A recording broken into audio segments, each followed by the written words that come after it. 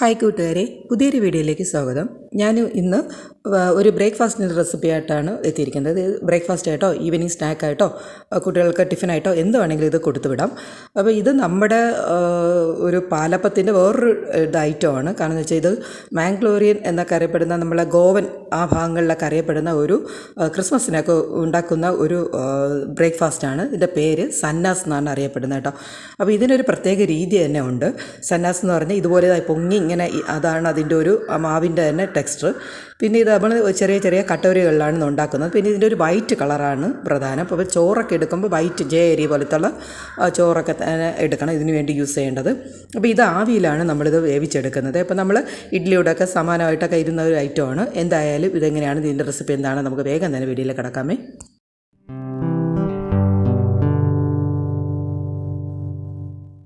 അപ്പോൾ നമുക്ക് സന്നാസ് ഉണ്ടാക്കാൻ തുടങ്ങാം. അപ്പം ഞാനിപ്പം 2 കപ്പ് പച്ചരിയാണ് എടുത്തിരിക്കുന്നത്. ഇതിപ്പം വില കൂടിയ പച്ചരിയൊന്നുമല്ല, നമ്മൾ റേഷൻ കടയിൽ നിന്നൊക്കെ കിട്ടുന്നില്ല, ആ പച്ചരി തന്നെയാണ് എടുത്തിരിക്കുന്നത്. അപ്പോൾ ഇതിപ്പം ഈ പച്ചരി ആദ്യം നന്നായിട്ടൊന്ന് കഴുകണം. 2-3 പ്രാവശ്യം നന്നായിട്ടൊന്ന് കഴുകിയെടുത്ത് കൊണ്ടുവരാം. അപ്പോൾ അതിൻ്റെ അഴുക്കും മെഴുക്കൊക്കെ ആദ്യം ഒന്ന് പോകാൻ വേണ്ടിയാണ് 2-3 പ്രാവശ്യം പച്ചരി മാത്രം ഇട്ടൊന്ന് കഴുകേണ്ടത്. ഇതപ്പോൾ ഞാൻ 4-5 പ്രാവശ്യം ഒന്ന് കഴുകിയതിന് ശേഷം ഇപ്പോൾ 2 ടേബിൾ സ്പൂൺ ഉഴുന്നുകൂടെ ഇതിലോട്ട് ചേർത്തിട്ട് അതും കൂടെ നേർത്ത് നന്നായിട്ടൊന്ന് കഴുകുന്നുണ്ട്. ഉഴുന്നൂടെ ചേർത്തതിന് ശേഷമാണ് നന്നായിട്ട് കഴുകേണ്ടത്. അപ്പം അത് ഒരു 4-5 പ്രാവശ്യം അങ്ങനെ ഒന്ന് കഴുകിയിട്ടുണ്ട്. ഇനി ഈ വെള്ളം തന്നെയാണ് നമ്മൾ അരയ്ക്കാനൊക്കെ യൂസ് ചെയ്യുന്നത്. അതുകൊണ്ട് ഇതൊന്ന് ഒരു 5-6 മണിക്കൂർ നമുക്കൊന്ന് കുതിരാൻ വയ്ക്കാം. ഞാനിപ്പോൾ രാത്രിയാണ് ഇതൊന്ന് വെച്ചത്. പിറ്റേ ദിവസം രാവിലെ ആയിട്ടുണ്ട്. ഈ ഒരു കണക്കിന് നന്നായിട്ട് നമുക്ക് ഒന്ന് എല്ലാം കുതിർന്ന് കിട്ടിയിട്ടുണ്ട്. അപ്പോൾ എപ്പോഴും രാത്രി ചെയ്യുന്നതായിരിക്കും സൗകര്യം കേട്ടോ. ഈ ഒരു കണക്ക് കിട്ടിയിട്ടുണ്ട്. ഇനി നമുക്ക് ഇതിലേക്ക് 1/2 കപ്പ് വെളുത്ത ചോറെണ്ണ എടുക്കണം. ജേരി ചോറെണ്ണ വേണം. പിന്നെ പഞ്ചസാര, ഈസ്റ്റ്, ഇത്രയാണ് ആവശ്യം. ഇപ്പം ഞാനിപ്പോൾ ഒരു മിക്സിയുടെ ജാറിലേക്ക് കുറച്ച് അരിപ്പ ചേർക്കുന്നുണ്ട്. കാരണം വെച്ചാൽ എല്ലാം ഇതിലെനിക്കിപ്പോൾ അരയ്ക്കാൻ പറ്റില്ല, 2 പ്രാവശ്യമായിട്ട് അരയ്ക്കാൻ പറ്റുള്ളൂ. അപ്പോൾ ആദ്യത്തെ പ്രാവശ്യം ഇതിലേക്ക് ഞാനിപ്പം ചോറുകൂടെ ഒന്ന് ചേർക്കുന്നുണ്ട്. പിന്നെ 2 ടേബിൾ സ്പൂൺ പഞ്ചസാരയിൽ 1 ടേബിൾ സ്പൂൺ ഇപ്പോൾ ചേർത്തു. 1 ടീസ്പൂണ് ഇൻസ്റ്റൻറ്റ് ഈസ്റ്റാണ് വേണ്ടത്, അതിൻ്റെ പകുതി ഇപ്പോൾ ചേർത്തിട്ടുണ്ട്. ഇനി അരയ്ക്കാൻ വേണ്ടി മാത്രമുള്ള വെള്ളം നമുക്കിപ്പോൾ ചേർക്കാം. ഒരുപാട് വെള്ളം ഒന്നും കൂടി പോകരുത്, അപ്പം അതൊക്കെ ഒന്ന് ശ്രദ്ധിക്കാവുണ്ട്. അപ്പോൾ ഇതൊന്ന് നേക്കെ ഉള്ള വെള്ളം മാത്രം മതി. ഇതൊന്ന് നമുക്ക് നന്നായിട്ടൊന്ന് അരച്ച് കൊണ്ടുവരാം. അപ്പം ഞാനിപ്പം നന്നായിട്ടൊന്ന് അരച്ച് വരുന്നുണ്ട്. അപ്പം ഈ ഒരു കണക്കിനാണ്. നല്ല ഫൈനായിട്ട് തന്നെ അരയണം, തരിയൊന്നും പാടില്ല കേട്ടോ. നല്ല അപ്പത്തിനൊക്കെ നമുക്ക് അരയ്ക്കും പോലെ അരച്ചെടുക്കണം. ഇനി ഇതൊരു ബൗളിലോട്ട് നമുക്ക് മാറ്റാം. അപ്പം ഈ ഒരു ഈ വെള്ളം ഇത്രയും പാടുള്ളൂ കേട്ടോ. ഇതിൽ കൂടുതലൊന്നും വെള്ളം വേണ്ട. ഇനി നമുക്ക് 2ാമത്തെ ട്രിപ്പായിട്ട് ഞാനിപ്പോൾ ബാക്കിയിരിക്കുള്ള അരിയും പിന്നെ ഈ പഞ്ചസാര ഉണ്ടല്ലോ, അതിൽ ആ പഞ്ചസാരയിൽ 1 ടേബിൾ സ്പൂൺ 2 ടേബിൾ സ്പൂണാണ് അതിലിപ്പം 2ാമത്തേൽ ഞാനിപ്പോൾ ചേർക്കുന്നുണ്ട്. പിന്നെ ബാക്കി ഈസ്റ്റ് കൂടെ ചേർക്കുന്നുണ്ട്. അതായത് 2 കപ്പിന് 1 ടീസ്പൂണാണ് ഈസ്റ്റ് ആവശ്യം. അപ്പോൾ അതിൻ്റെ പകുതിയായിട്ടാണ് ഓരോന്നും ചേർത്തത്. ഇനി അത് നേക്കെയുള്ള വെള്ളം മാത്രം ഒഴിച്ച് ഇതും ഇതുപോലെ ഒന്ന് അരച്ചുകൊണ്ട് വരാം. അപ്പം നല്ല ഫൈനായിട്ട് തന്നെ അതും അരച്ചിട്ടുണ്ട്. അപ്പം നന്നായിട്ട് ഈ ഒരു കണക്കിന് ആ വെള്ളത്തിൻ്റെ കൺസിസ്റ്റൻസി മാത്രം ഒന്ന് നോക്കിയാൽ മതി. ഇനി ഞാനൊരു 1/4 കപ്പ് വെള്ളം മാത്രം ഒന്ന് എടുക്കുന്നുണ്ട്. അതൊന്ന് മിക്സിയുടെ ജാറൊന്ന് കഴുകി ഒഴിക്കാൻ വേണ്ടി മാത്രമാണ്. അതോടെ ഒഴിച്ച് നന്നായിട്ടൊന്ന് മിക്സ് ചെയ്യാം. അടി നന്നായിട്ട് ഒന്ന് എടുത്ത് തന്നെ നമുക്കൊന്ന് മിക്സ് ചെയ്യാം കേട്ടോ. അപ്പം ഈസ്റ്റൊക്കെ നമ്മൾ ചേർത്തതാണ്, നന്നായിട്ട് ഫെർമെൻ്റ് ആയിട്ട് വരാനാണ്. അപ്പോൾ ഇത് നന്നായിട്ടൊന്ന് ഒന്ന് മിക്സ് ചെയ്യുന്നുണ്ട്. ഇനി ഇതൊന്ന് അടച്ച് വയ്ക്കാം. 2-3 മണിക്കൂർ എന്തായാലും ഇരുന്ന് ഇതൊന്ന് ഫെർമെൻ്റ് ആവണം. അതവിടെ ഇരുന്നോട്ടെ. ഇപ്പം ഞാനൊരു 4-5 മണിക്കൂറായിട്ടുണ്ട്. ഞാനിപ്പം ഒരു സ്റ്റീമർ ഒന്ന് അടുപ്പിലോട്ട് വെച്ചിട്ടുണ്ട്. ഇനി ഇതുപോലത്തെ സന്നാസ് എന്ന് പറയുമ്പോൾ ഇതുപോലത്തെ ചെറിയൊരു കട്ടോരിയിലാണ് നമുക്ക് ചെയ്യുന്നത്. എനിക്ക് അങ്ങനത്തെ പാത്രം ഇല്ല, അതുകൊണ്ടാണ് ഇതുപോലത്തെ ഒരേ സൈസിലുള്ള അതേ ഷേപ്പിൽ വരുന്ന ഒരു 6 ഗ്ലാസിൻ്റെ ബൗളാണ് എടുത്തിരിക്കുന്നത് കേട്ടോ. ഇനി ഇതിലേക്ക് കുറച്ച് ഒന്ന് ഓയിലൊന്ന് ഒഴിച്ചിട്ട് ഇതൊന്നൊക്കെ ഒന്ന് സ്പ്രെഡ് ചെയ്തെടുക്കാം. അപ്പോൾ ഇതൊന്ന് റെഡിയാക്കി വെച്ചിട്ട് വേണം നമ്മളിനി മാവിൻ്റെ ഭാഗത്തേക്ക് പോകാനേ. അപ്പം ഇത്രയും ഒന്ന് നല്ലതാണ് ഗ്രീസ് ചെയ്തെടുക്കണം. കാരണം എന്ന് വെച്ചാൽ നമുക്കിത് അധികം ഒന്ന് ഒട്ടിപ്പിടിക്കാതിരിക്കാനാണേ. അപ്പം എന്തായാലും അതൊന്ന് ചെയ്ത് ഞാൻ ഇപ്പോൾ 6 ബൗൾ ഇതുപോലെ ഒന്ന് റെഡിയാക്കി വെക്കാം. നമ്മുടെ മാവ് ഇവിടെ നന്നായിട്ട് എൻ്റെ അമ്മ ഇത്ര ഭംഗിയായിട്ട് ഇതാ പൊങ്ങി വന്നിട്ടുണ്ട്. അതിൻ്റെ ആ പ്ലേറ്റിലൊക്കെ തട്ടി ഞാനിപ്പോൾ അടിയിലൊരു പാത്രം വെച്ചിട്ടുണ്ട്. എനിക്കൊരു സംശയം ഉണ്ടായിരുന്നു അത് പുറത്തേക്ക് വരുമെന്ന്. അതുകൊണ്ട് അടിയിലൊരു പ്ലേറ്റ് വെച്ചിട്ടാണ് ഞാൻ ആ ബൗൾ വെച്ചിട്ടുണ്ടായിരുന്നത്. മാക്സിമം 5 മണിക്കൂറിനകത്തേ ആയിട്ടുള്ളൂ.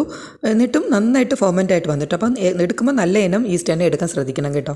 ഇതുവരേക്കും നമ്മളിതിൽ ഉപ്പ് ചേർത്തിട്ടില്ല. അതിലേക്ക് ഞാനിപ്പം ഒരു 1/2 ടീസ്പൂൺ ഉപ്പ് കൂടെ ചേർക്കുന്നുണ്ട്. നമുക്ക് ഉപ്പ് കൂടെ വേണം. അപ്പോൾ അതോടെ ചേർത്ത് നന്നായിട്ടൊന്ന് മിക്സ് ചെയ്താൽ എന്ത് നല്ല ഭംഗിയായിട്ടാണ് പൊങ്ങിയിരിക്കുന്നത് കേട്ടോ. ഇതാണ് ഇതിൻ്റെ സന്നാസിൻ്റെ കറക്റ്റ്. അപ്പം നമ്മുടെ മാവിൻ്റെ ടെക്സ്ചർ കറക്റ്റാണ്. ഇത് കറക്റ്റായാൽ നമുക്ക് സന്നാസ് റെഡിയാക്കി എടുക്കാൻ കറക്റ്റായിരിക്കും. ഇനി ഇതുപോലത്തെ ചെറിയ ആ കട്ടോരികളിൽ നമുക്കിതുപോലെ എല്ലാം ഒന്ന് നിറയ്ക്കാം. അപ്പോൾ ഇതിന് ഞാൻ പറഞ്ഞത് സന്നാസിന് ഒരു പ്രത്യേക രൂപമുണ്ട് കേട്ടോ. ഇത് ഈ രീതിയിൽ അതിനൊരു ഷേപ്പുണ്ട്. അപ്പോൾ അങ്ങനെയാണ് ആ സന്നാസാക്കി എടുക്കുന്നത് കേട്ടോ. അപ്പോൾ ഇത് ഈ രീതിക്ക് ഞാനിപ്പോൾ എല്ലാം ഒന്ന് ഒഴിച്ചിട്ടുണ്ട്. ഇതാ സ്റ്റീമറിലെ വെള്ളമൊക്കെ നന്നായിട്ട് തിളച്ചിട്ടുണ്ട്. ഞാനിപ്പോൾ എല്ലാം 6 ഒരുമിച്ച് വെക്കാൻ പറ്റില്ല. ഇപ്പോൾ 4 ഇനി വെക്കാൻ പറ്റുള്ളൂ. അപ്പോൾ ആദ്യം 4 വെച്ച് നമുക്കൊന്ന് സ്റ്റീം ചെയ്തെടുക്കാം കേട്ടോ. അപ്പോൾ എന്തായാലും ഒരു 15 മിനിറ്റ് മതി നമുക്കിത് ആയി എടുക്കാനായിട്ട്. എന്തായാലും അതുവരെ ഒന്ന് വെയിറ്റ് ചെയ്ത് നമുക്കൊന്ന് 15 മിനിറ്റ് കഴിഞ്ഞിട്ട് നോക്കാം. പിന്നെ ഫ്ലെയിം ഒരു ലോ ഫ്ലെയിമിൽ വെച്ചാൽ മതി. ഞാനിപ്പോൾ ലോ ഫ്ലെയിമിലാണ് വെച്ചത്. ഗ്ലാസ് ആയിട്ട് ചിലപ്പോൾ പൊട്ടിപ്പോകുന്നൊരു പേടി ഉണ്ടായിരുന്നു. അതുകൊണ്ട് ഞാൻ ലോ ഫ്ലെയിമിലാണ് വെച്ചത്. എന്തായാലും 15 മിനിറ്റ് കഴിഞ്ഞിട്ടുണ്ട്. അപ്പം പേടിച്ച പോലെ ഒന്നും സംഭവിച്ചിട്ടില്ല. ഗ്ലാസ്സൊന്നും പൊട്ടിയിട്ടില്ല. അപ്പോൾ നന്നായിട്ട് ആയി വന്നിട്ടുണ്ട്. അപ്പോൾ എന്നാലും നമുക്കൊന്ന് ചെക്ക് ചെയ്യാം. ഞാനൊന്ന് ഒരു സ്ക്വയർ ഒന്ന് കുത്തി നോക്കണ്ട. അപ്പം പറ്റിയൊന്നും പിടിച്ചിട്ടില്ല കേട്ടോ. അപ്പോൾ നമ്മൾ കറക്റ്റ് 15 മിനിറ്റ് ലോ ഫ്ലെയിമിൽ വെച്ച് ചെയ്താൽ മതി. അപ്പോൾ തന്നെ കറക്റ്റായിട്ട് അത് ആവുള്ളൂ കേട്ടോ. ഞാനിപ്പോൾ ഗ്ലാസ് പാത്രമായിട്ട് ചിലപ്പോൾ പൊട്ടവും പേടിച്ചിട്ടാണ് ഞാൻ അങ്ങനെ ഹൈ ഫ്ലെയിമിൽ വെക്കാത്തത്. ലോ ഫ്ലെയിമിൽ വെച്ചാൽ മതി. അപ്പോൾ അത് കറക്റ്റാണ്. ഞാനിപ്പോൾ ഒന്ന് പുറത്തോട്ട് എടുത്ത് മാറ്റുകയാണേ. ഇനി മാറ്റിയ ശേഷം നമുക്ക് ഇനി അടുത്ത ട്രിപ്പ് കൂടെ ഇതുപോലെ ഒന്ന് വയ്ക്കാം. ഞാൻ 6 വെച്ചതിൽ ഇപ്പോൾ 2 കൂടെ ഇപ്പോൾ വയ്ക്കുന്നുണ്ട്. അതും ഇരുന്നൊന്ന് ആയിക്കോട്ടെ. നേരത്തെ റെഡിയാക്കിയ ബൗൾ ഒരു 15 മിനിറ്റ് ശേഷവും ചൂടാറിയിട്ടില്ല. കണ്ണാടി ബൗളായതുകൊണ്ടായിരിക്കും. അപ്പോൾ എന്തായാലും ഞാനൊന്ന് അല്പം ഒരു അരമണിക്കൂറിന് ശേഷമാണ് പതിയെ ഒന്ന് പുറത്തെടുക്കുന്നത്. അപ്പോൾ നല്ല സോഫ്റ്റാണ് കേട്ടോ. നല്ല പഞ്ഞി പോലെ തന്നെ ഇരിക്കുകയാണ്. അപ്പോൾ ഞാൻ ടെക്സ്ചർ കാണുമ്പോൾ തന്നെ മനസ്സിലായി കാണും. നല്ല തട്ടുമ്പോൾ തന്നെ ഇങ്ങ് പോരുകയാണ് കേട്ടോ. അപ്പോൾ നമ്മൾ നന്നായിട്ട് ഗ്രീസ് ചെയ്താൽ വേറെ വിഷയമൊന്നുമില്ല. നന്നായിട്ട് ഓയിൽ സ്പ്രെഡ് ചെയ്ത് കഴിഞ്ഞാൽ നമുക്ക് നല്ല ഭംഗിയായിട്ട് തന്നെ അത് ഇടിവിച്ചെടുക്കാം.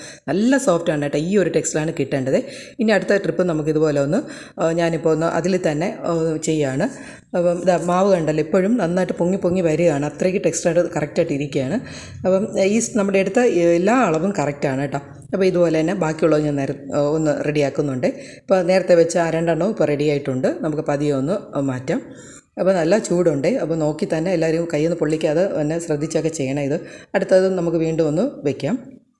അപ്പോൾ ഇപ്പോൾ എനിക്ക് 4 ഇതിൽ വെക്കാൻ പറ്റുള്ളൂ കേട്ടോ.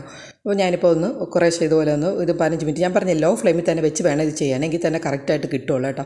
അല്ലെങ്കിൽ ഭയങ്കരമായിട്ട് അതിൻ്റെ ഇത് മാറിപ്പോവും. 15 മിനിറ്റ് മാത്രം മതി കേട്ടോ. അത്രയും വരെ നോക്കി തന്നെ ചെയ്യണം. അപ്പോൾ ഇത് നമുക്കിൻ്റെ ബാക്കി മാവിൽ ഇതുപോലെ ഒന്ന് റെഡിയാക്കി എടുക്കാം കേട്ടോ. ബാക്കിയുള്ള മാവ് കൊണ്ട് ഞാൻ ഇത്രയും ഒന്ന് റെഡിയാക്കി എടുത്തിട്ടുണ്ട്. ഇത്രയും കിട്ടിയിട്ടുണ്ട്. കണ്ടാൽ നമുക്ക് ഇഡ്ഡലി പോലെയൊക്കെ തോന്നും. പക്ഷേ ഇത് സന്നാസാണ്. നല്ല സോഫ്റ്റായിട്ട് ഇരിപ്പുണ്ട്.